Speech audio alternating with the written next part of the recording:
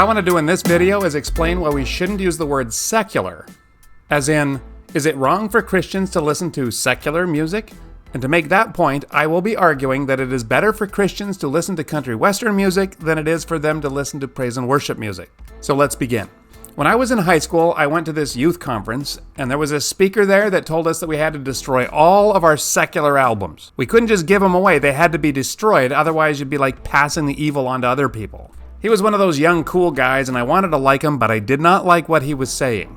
When I was in high school, we didn't have too much money, and I didn't have very many records. But the ones I did have were very carefully selected, and they were treasured. Some of the records he specifically told us that we had to burn were ones that I had in my collection. Led Zeppelin 4, Who's Next, Dark Side of the Moon, Rumors, Born to Run, Hotel California, and that David Bowie one with a ridiculously long title. Oh, and Meatloaf's Bat Outta Hell.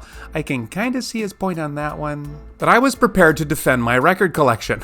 But he knew my whole defense, and he had a counter-argument for everything. No sooner did I construct the argument, there might be some bad content in some of the songs, but there was much good in Pink Floyd. The themes, the poetry, the incredible music. He had a counter-argument. His argument against this objection was the dog poop in the Brownies analogy. It went something like this.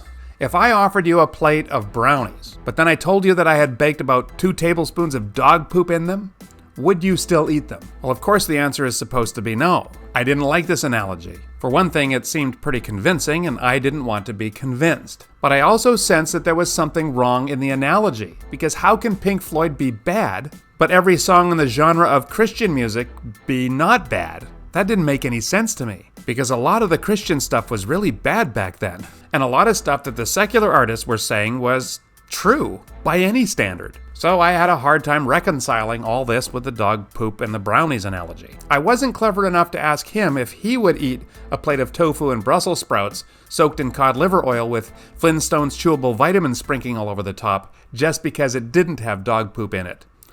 Although it's not always this explicit, I still encounter something like the dog poop in the brownies analogy.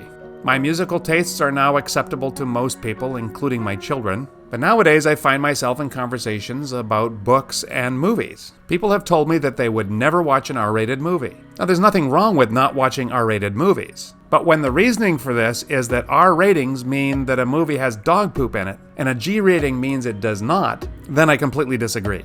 Philippians 4 verse 8 is often the text that's used to frame this particular approach to secular culture. It says, "Whatever is true, whatever is noble, whatever is right, whatever is pure, whatever is lovely, whatever is admirable, if anything is excellent or praiseworthy, think about such things." I'm almost certain that the speaker who wanted us to burn our secular music used this verse as his scriptural backup. But let me be clear, I completely agree with Philippians 4 verse 8. I also completely disagree with the dog poop and the brownies analogy. The first does not support the latter. I dismiss the analogy because Philippians 4 verse 8 only supports it if you have bad theology.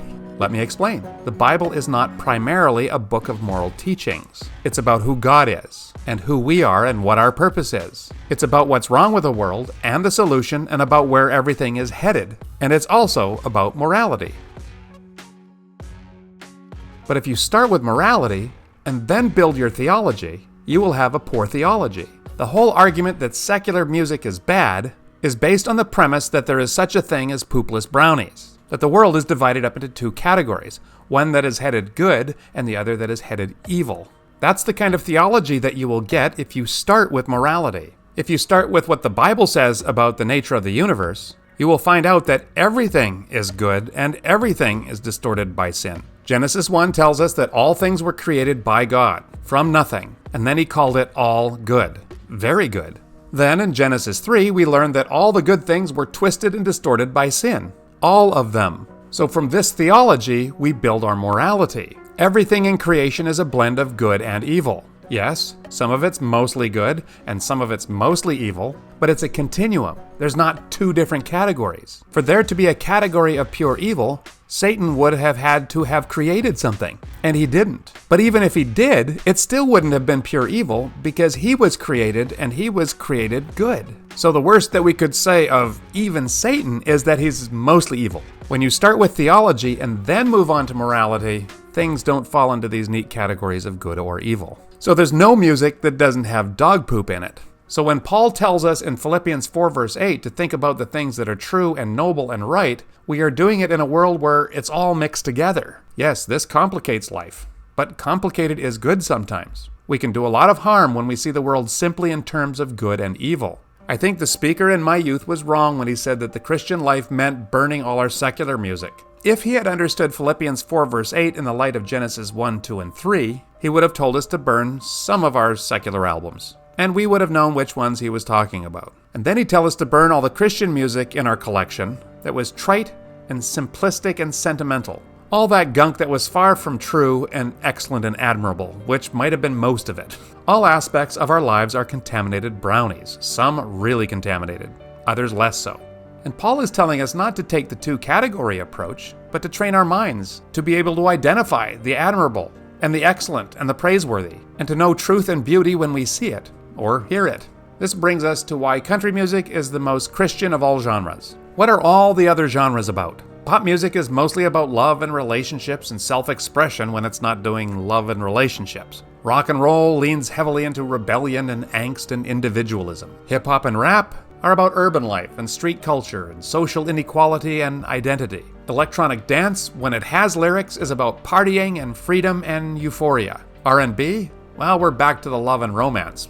Add some heartbreak and other feelings. Praise and worship music is all about praising and worshiping God. All these are about part of life, but country music is about all of life. When you get rid of that line between the sacred and the secular, it all belongs to God. So we should be listening to music that's about all of life, not a segment of it. In country music, there are songs about Jesus and church and rope swings by the river and dogs and trucks and girlfriends and marriage and parenting and the pain of adultery and beer and iced tea and work and getting old and even checking you for ticks. Everything. And lots of these songs are honest and funny, and they are super sad, and they're also uplifting, and okay, they're sometimes sentimental. But the scope is so wide.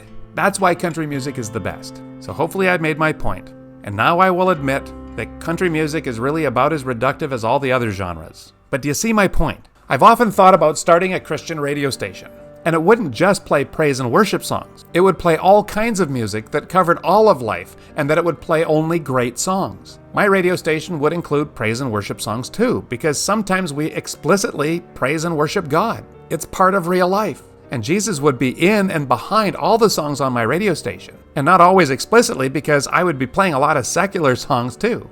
Just like the Bible and the rest of life, my radio station would get rid of the line. Remember Amy Grant? She was big in Christian music back in the 80s, and then she decided to move from being a Christian singer to being a singer who was Christian.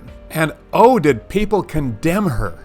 Christians. She was now a secular artist, a person who sang from a Christian perspective about things other than Jesus. But many Christians condemned her because she had moved from the light to embrace the darkness. Do you see the line? Get rid of the line. I really want to play some Amy Grant on my radio station because she crossed the line. The problem is that I don't like her music all that much. It's not my style. Then I got to thinking, lots of people wouldn't like my style, so no one would listen to my radio station.